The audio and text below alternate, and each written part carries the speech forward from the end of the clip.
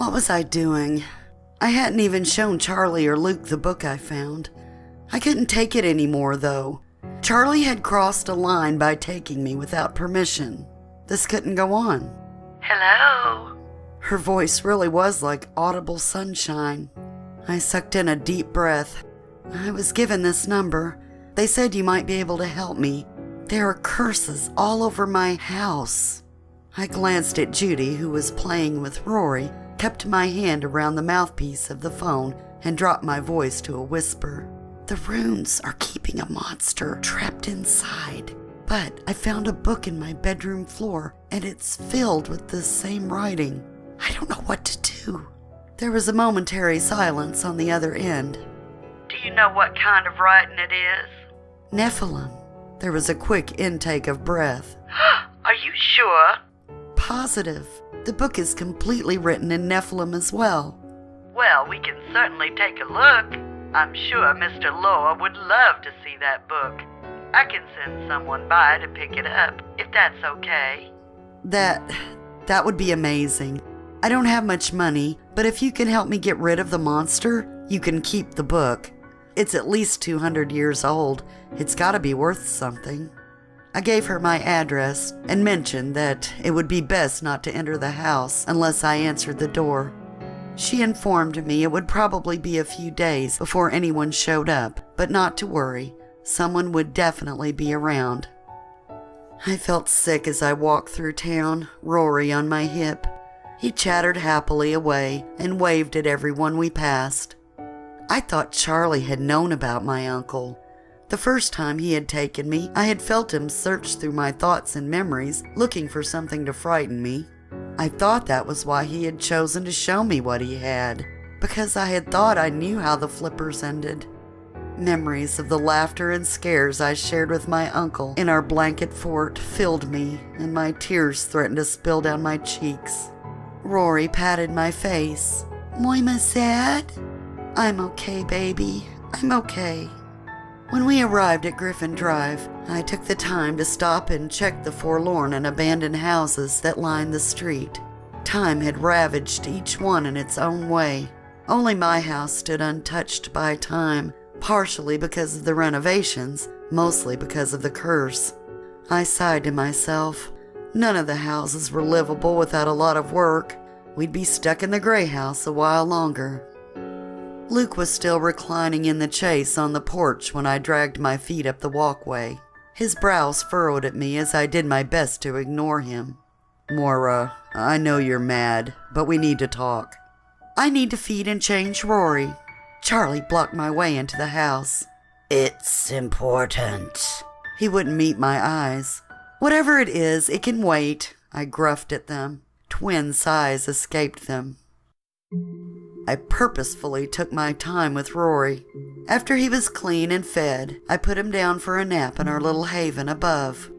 Charlie's voice boomed through the house. Moira, don't you hide up there. I wondered how long he'd yell if I didn't show myself. I kissed Rory and went to face whatever hell they had planned below. Luke started first. Charlie wasn't trying to upset you.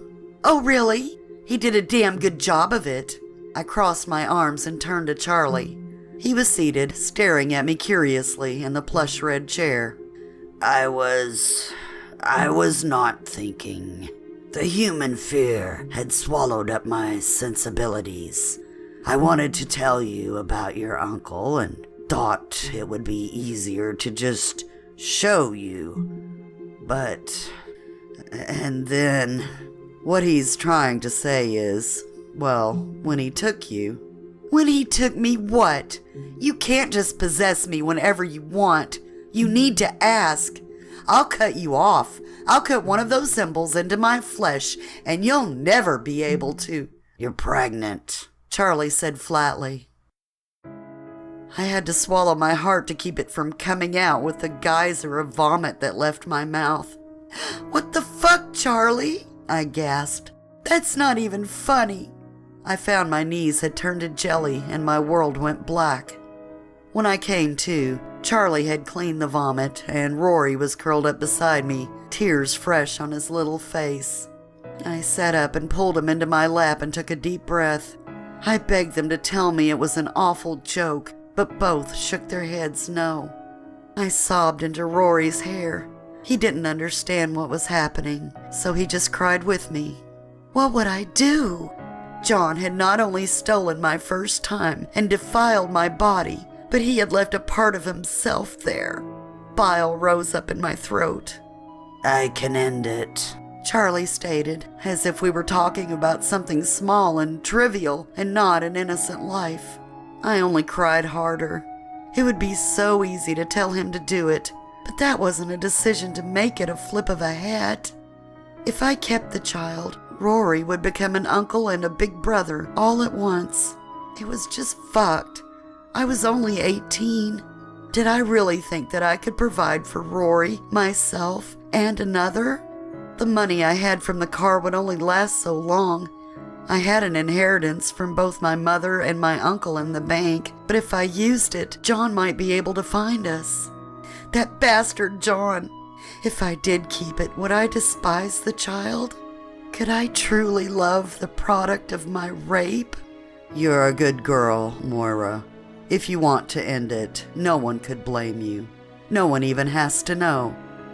But, Luke said quietly from the door, there is another option. Have the baby and put it up for adoption? I asked, snot running down my face. When I got no response, I raised my eyes. Luke's green ones were staring at me intently. He looked hesitant to say any more. Charlie reached down and scooped up Rory, shushing him softly.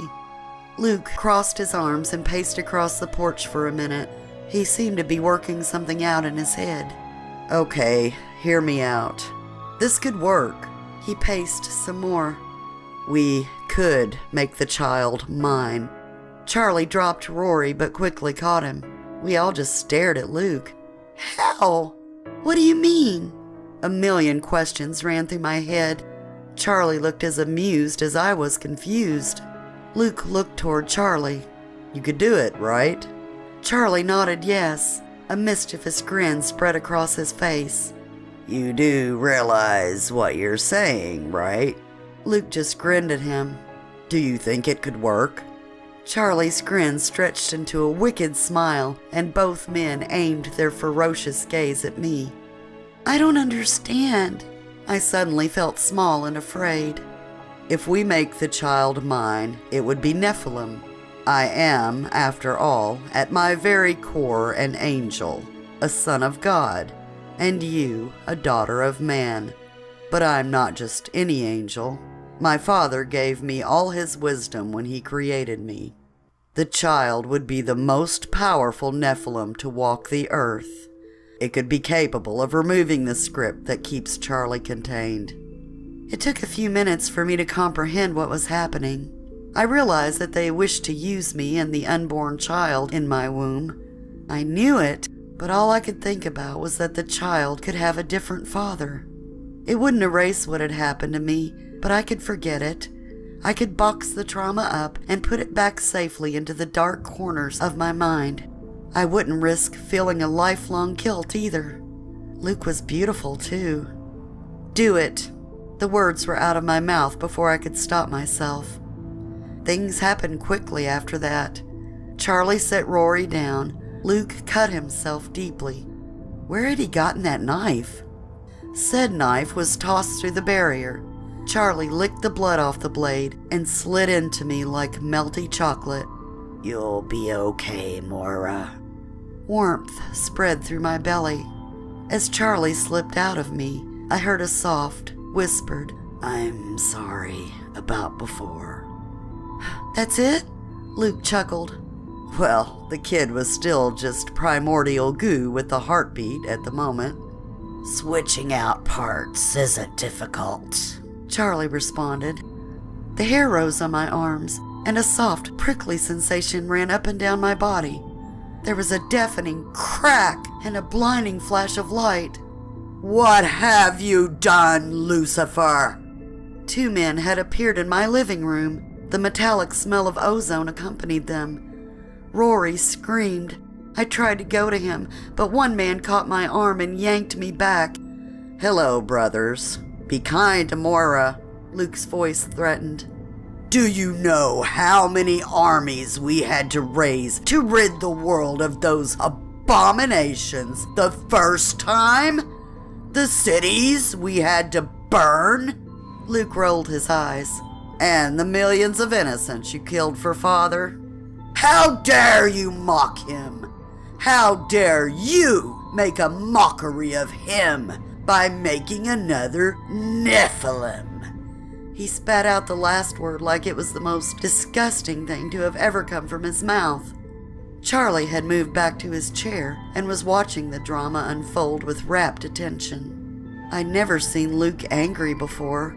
His presence became almost oppressive as his two brothers' beautiful bright white wings fluffed and stiffened like a dog with its hackles raised. Rory sat in the middle of the floor, his little hand frozen halfway to his mouth, a string of drool attached to his fingers, tears rolling unabashedly down his face. His eyes were wide with fear, and his breath came in short, quick gasps. Father will smite this disgrace. The world seemed to slow as white-hot light filled the room. Everything looked like an overexposed picture. Too much light. A high-pitched ringing felt like it would surely rupture my eardrums. The air was hot and felt alive with electricity. Rory wailed. The two angels moved away from me. My limbs felt like they were weighed down by all the failures of the world. I felt my body moving of its own accord toward Rory, wrapping tightly around him. God wished to end the tiny life in my womb. I would pay the highest price for my lapse in judgment. I couldn't let Rory die with me. "Luke!" I screamed, heaving Rory's tiny body with all my might. I just hoped he'd make it through the barrier. Luke leaned forward, arms outstretched, and collided into the invisible wall of pain. He cried out in agony. Rory tumbled through the air, slamming into Luke's chest. The air sizzled. The smell of burning wood and hair filled my nostrils. Luke stepped back and unfurled his majestic golden scorched wings, curling them tightly around himself and my screaming brother, his eyes full of sorrow as he ducked his head into his feathers. At least Rory would be safe. There was a boom like a cannon going off, and the house shook and screamed in protest. It was time to bend over and kiss my ass goodbye. Nothing happened. The light receded to a soft glow. I blinked and slowly looked up. Charlie stood above me in all his cosmic glory. One hand, if it could be called a hand, was raised up in the air, his fist full of God's wrath. He squeezed and extinguished the light. Ash from the disintegrated upper half of the house floated down around us like snowfall. Charlie's body was as black as the places between the stars. If you looked close enough, you could see the cosmos. Little specks of light moved slowly through him and winked out in his center. It was as though the entirety of his body was a black hole. The angels gaped at him, slack-jawed. Charlie's inhuman presence became suffocating. "What are you?" cried one, some of his feathers falling from his wings. The twin angels quivered with fear. Charlie's deep chuckle filled the house before he vanished. The second angel slowly turned his head toward the first. His eyes were now jet black. "I am that was before your beginning." Charlie's deep, reedy, and very angry voice came from the angel's mouth. "I am that watched as you were created. Get out of my house!" He exploded out of the angel and took his human form. "Tell Yahweh, Zeus, Odin, whichever miserable god you serve, that he is not needed nor welcome here." The trembling angels tripped over themselves trying to get out of the house. The one whom Charlie had possessed mumbled something and pointed at the Nephilim script on the threshold as they passed, and nearly collided with Luke at the bottom of the stairs. All four of his wings were spread, a devilish grin across his face as he took in the ruins of the house. Rory kept his face buried in Luke's neck. As it was, shouted the molting angels in unison as they took to the sky and disappeared in another flash of light and crack of thunder. The house above me groaned and creaked as it shifted back to as it was. Now whole once more, the house would continue to contain Charlie with its simple magic. He roared in anger and disappeared into the shadow. I threw up all over the place, again. It was dark when I awoke to an empty-feeling house. Charlie? Nothing. I searched the upstairs and down. Both Rory and Charlie were gone. Rushing from the house, I skidded to a stop. It looked like an atomic bomb had gone off. Wasteland as far as I could see. Burned bodies littered the ground. The air smelled of ash and death. The clouds, an angry gray, stained the blood-hued sky. Luke? Rory! My voice only echoed back. Hot, putrid breath came from a voice close to my ear. This is what you have wrought, O foolish mother of the abomination.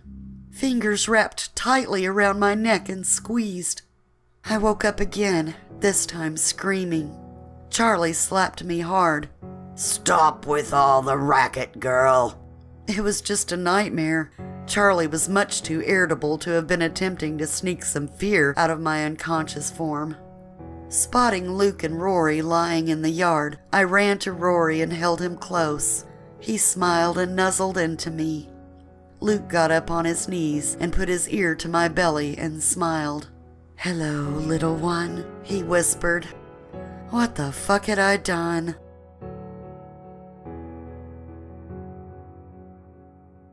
I had spent days in and out of the library with the book.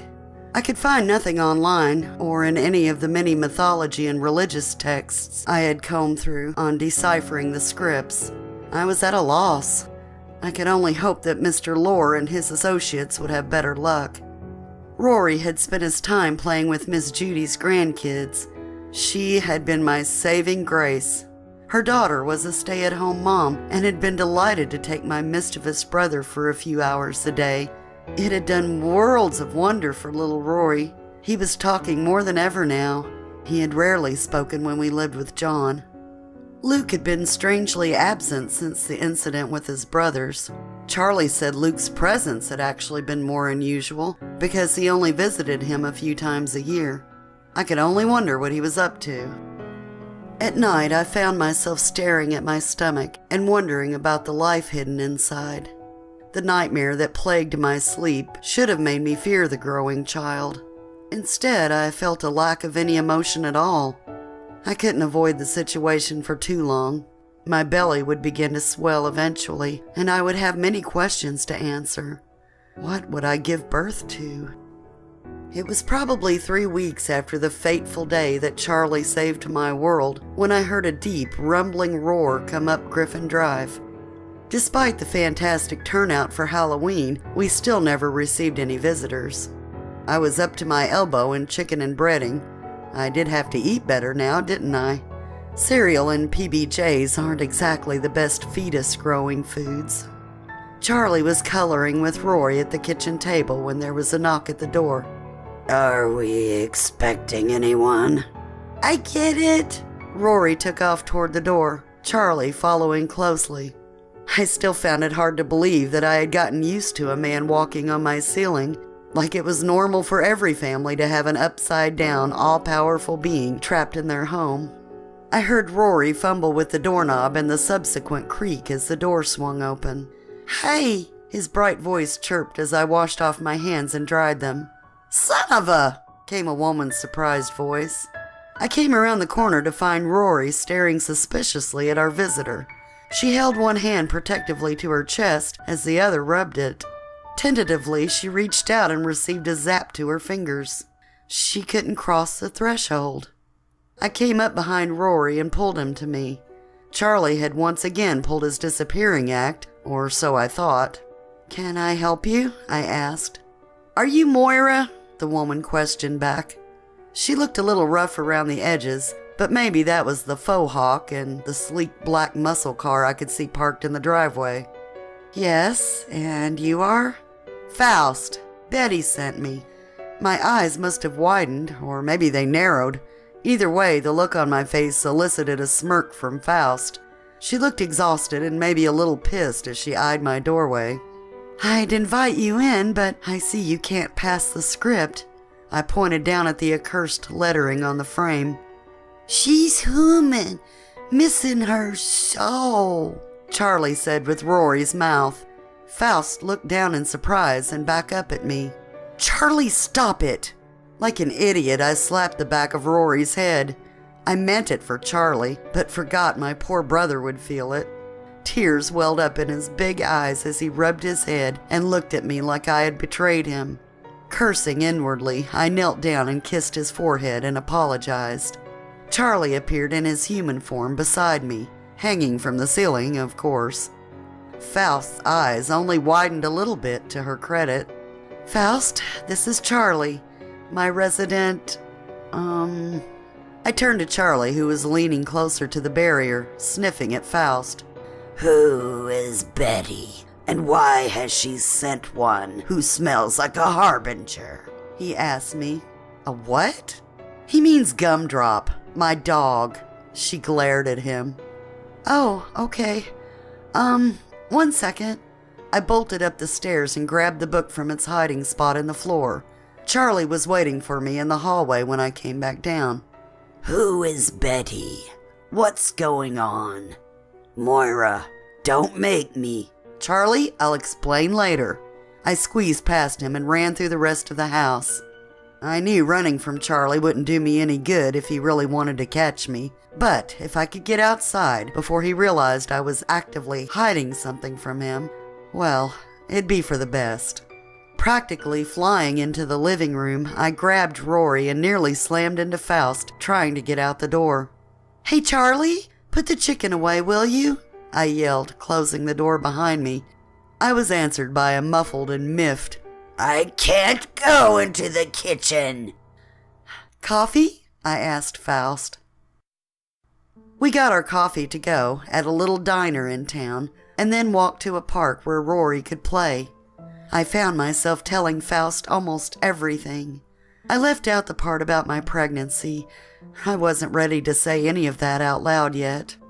When I was done, she looked down at her coffee and thought, Great, she doesn't believe me. But who would? I'm sure she thinks I'm an absolute lunatic. She cleared her throat. My soul is missing. My dog is a harbinger of death. A plant tried to eat me. She lifted her twinkling eyes to mine, a crooked smile on her lips. I fed a cosmic being and Lucifer himself peanut butter and jelly sandwiches. My guns never run out of ammo. I think God tried to smite me. Which one? We dissolved into a fit of giggles. It felt amazing to tell someone the truth, someone who would believe me. I pulled a book out of my purse and slid it across the table to her. I don't know what's in this. I don't know if it has anything to do with the writing in my house, other than the fact it's written in the same language. But please, please, if you guys can figure out a way to get Charlie out, promise you'll let me know. She nodded her head and smiled. Promise. I've got an idea, she said, and flashed me a wicked grin. Charlie was probably quite curious when Faust and I arrived back at the house. Both of us exiting her car with sledgehammers slung over our shoulders and plenty of spunk in our step. We'd run into Miss Judy's daughter while purchasing the sledgehammers. She seemed pleased to see me with a friend and insisted on keeping Rory for the night, which worked out perfectly for us. We picked a spot on the exterior living room wall and pulled down the siding.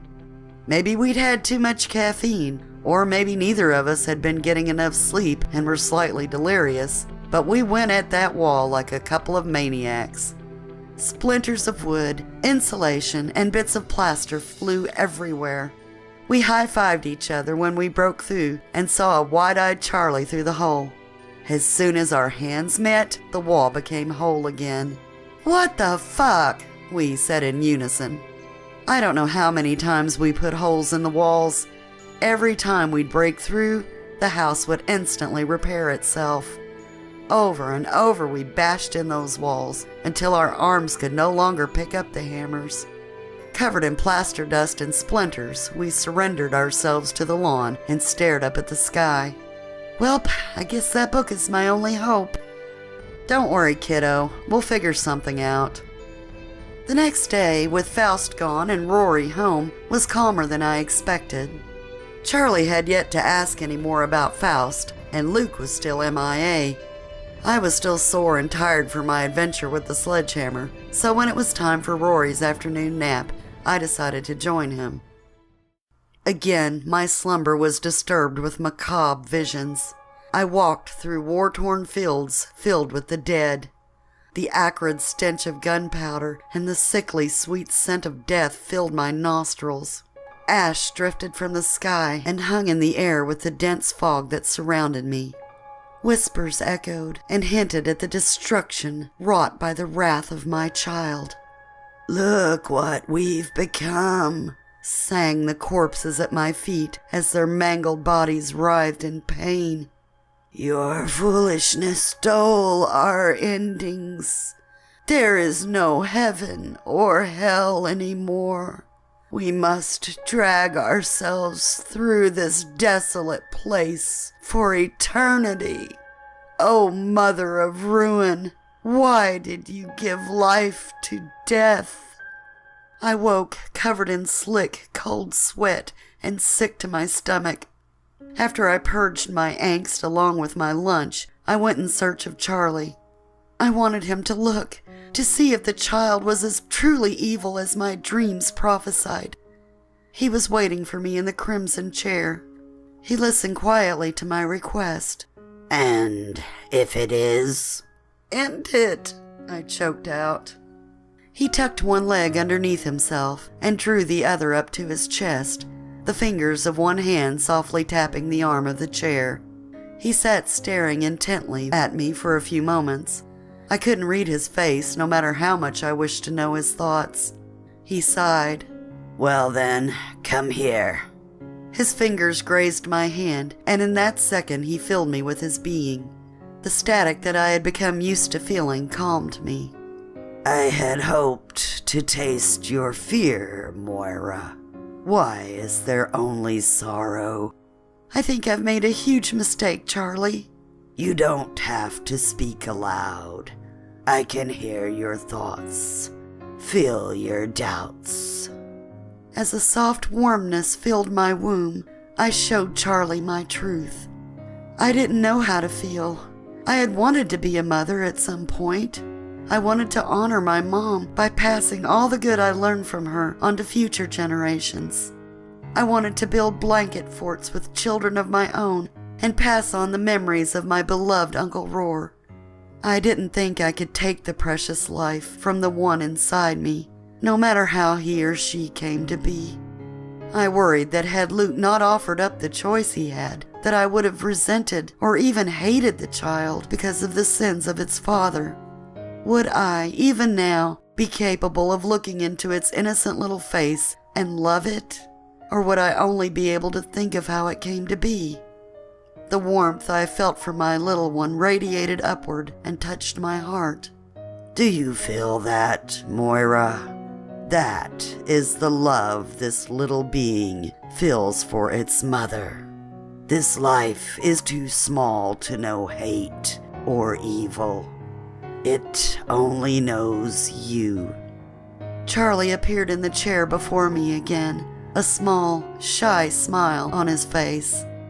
"That child will become what you make it. He is half you, you know. Do you doubt yourself?" I could only duck my head in response. Did I doubt myself? Don't we all? "No matter, my strange little human. I took the liberty of taking a precaution. As much as I don't wish to say it, you need fear no more." "What did you do?"